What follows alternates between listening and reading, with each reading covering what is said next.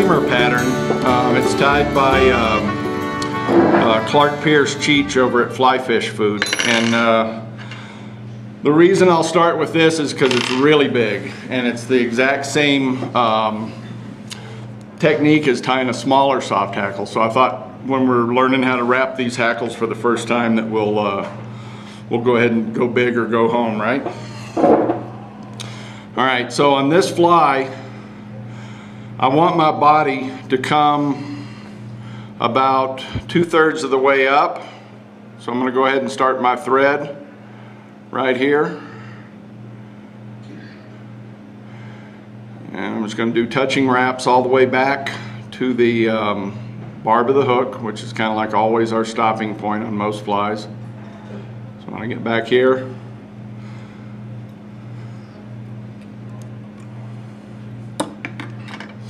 all right, and so what we tie these out of are partridge feathers. Everybody see that? This is a full pelt, and there's a lot of different colors, a lot of different size feathers on here. This is another, this might be a Brahma hen, but this one's just about been wiped out for big bugs. So what I'm going to do is I'm going to take a pretty large feather, and I put feathers in all your kits that are fairly large, and I might not have one on this pelt that's big enough, but I'll. So when you look at these feathers, you'll see that there's a lot of fluff at the bottom, and then you've got your good feathers up top. So what I'm going to do is I'm going to come in and I'm going to take off all of this fluff and just leave me with the working part of the feather. Now on this fly, the tail is actually made out of partridge also.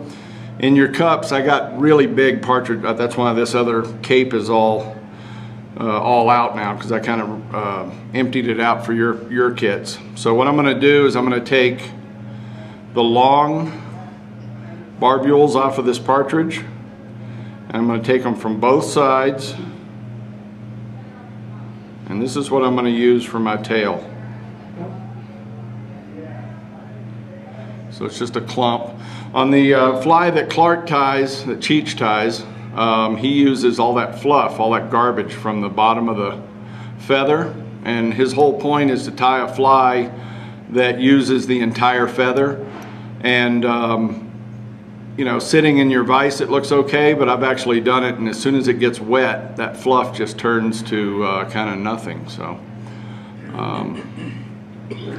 I think they hold up a lot better if I tie them with the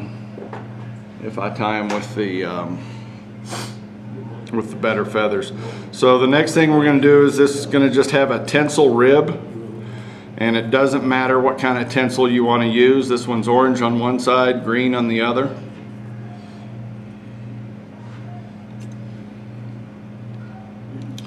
I went down to Cheech and Curtis's new store in Orem on Wednesday with Bill Quap.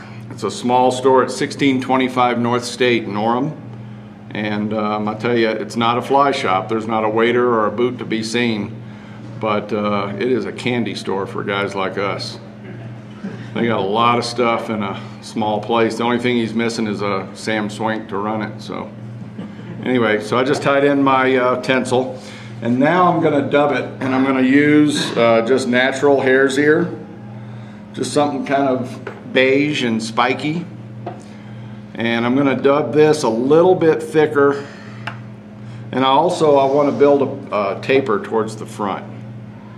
Okay, so I'm going to start with just a tiny bit.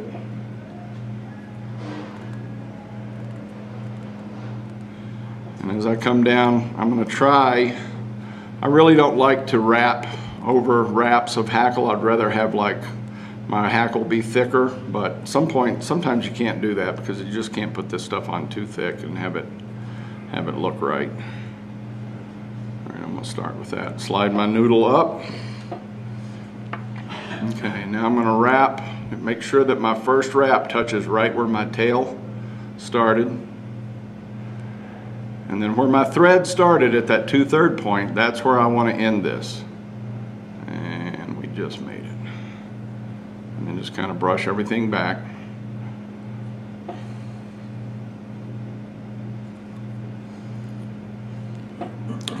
wrap my my tinsel.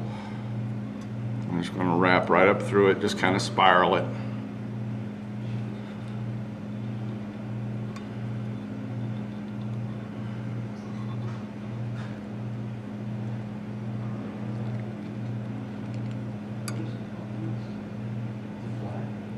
The fly is called an AP emerger variant, that's what it's called.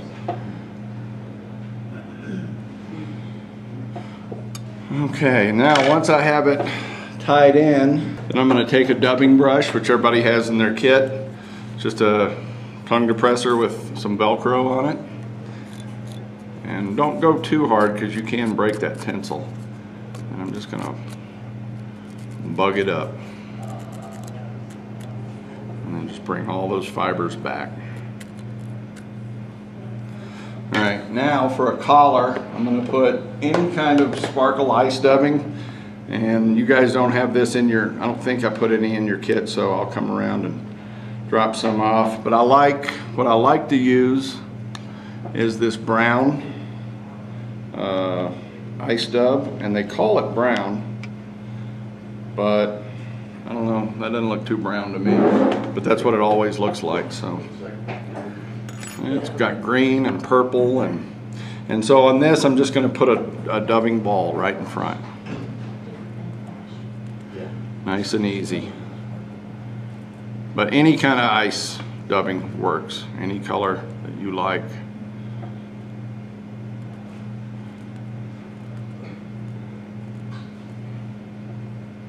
And I want to build a pretty good sized ball here. So I'm just going to come right in front and I want to build it.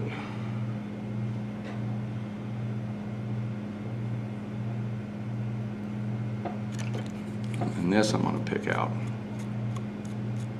What does he call this pattern? AP emerger variant. I don't know if you watch the when he does the video on this, his wife calls him during the middle of the video. He's like, I'm making a video here. He says, no, I can't make out. And she hangs up on him.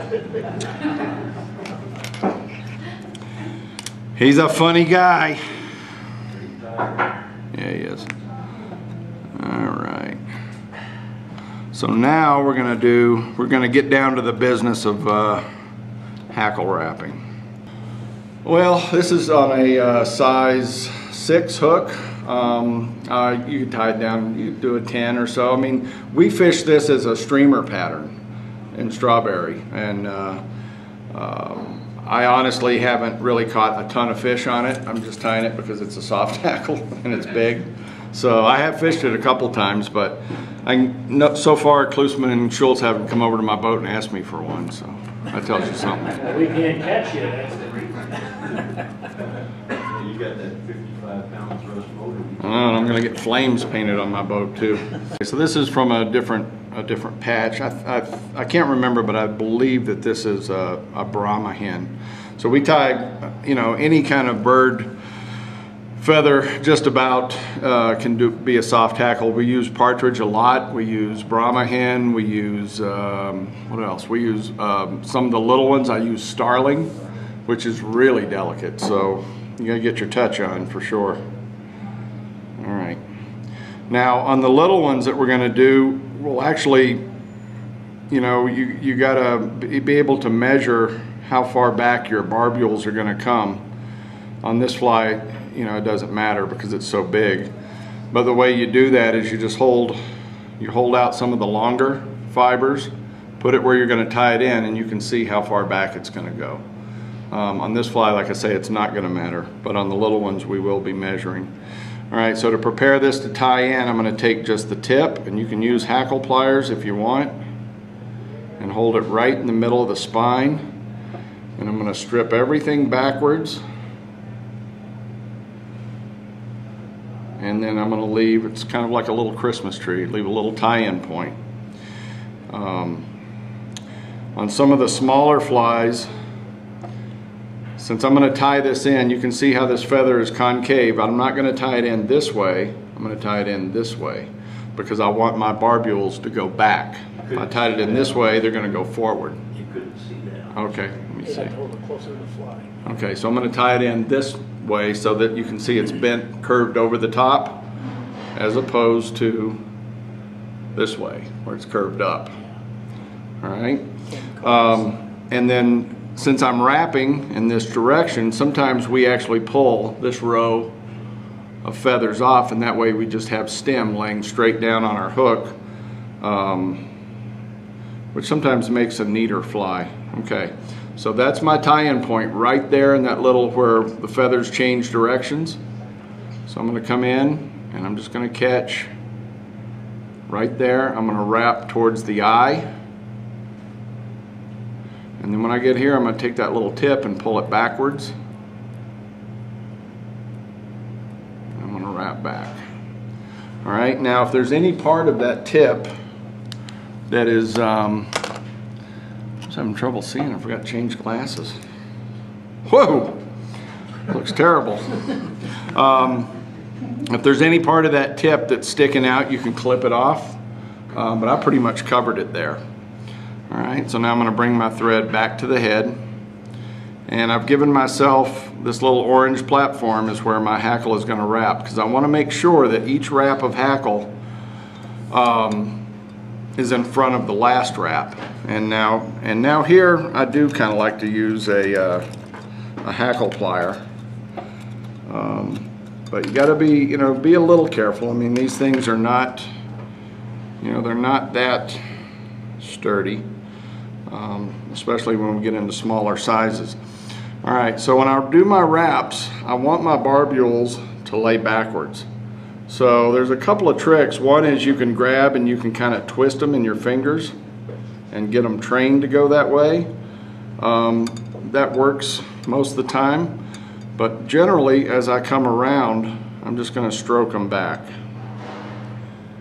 And also, if you get to the end of your fly and you have barbules going forwards, that can definitely be corrected. Okay, so as I come around, I've actually left way too much head on this, but I thought I was going to take up more room. That's okay. Better than crowding the eye. All right, so now I just have stem left. I'm going to do a couple of wraps behind it.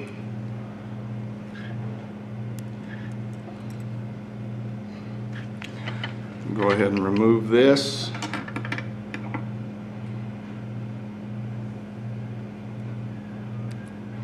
And then if I have any barbules sticking forward, I can just bring them back, and as I'm wrapping up my head, if I put a couple of wraps right over that base, actually I got a lot of head on this thing. It's all right. I can do a couple of wraps right over the butts, and that will force them backwards. So that's about how I want that collar to look. And just wish it was a little closer to the front. That's okay. Your teachers will do a better job than I did. Let's hope. So that provides more disturbance? Yeah, it kind of undulates in the water, and in the small soft hackles that we fish in the streams, they're kind of fished like emergers, and I'm sure it lays back as it's swinging through the current. This is actually being fished like a streamer, so yeah, it should cause disturbance and noise, as Mr. Schultz likes to say. Like fish are listening, I don't know. He thinks so. He catches more fish than I do too, so he probably knows. A little bit of UV. So if you do that, you can take a That's how Schultz ties. Only the ones I give away. Here's a fly for it. see if you can get it on, you can fish it. So a feather works really good. Clean it right out. And also, you could use your bodkin, all that kind of stuff. Yeah, this is that UV flow. It kind of goes. The UV thin kind of stays where you put it.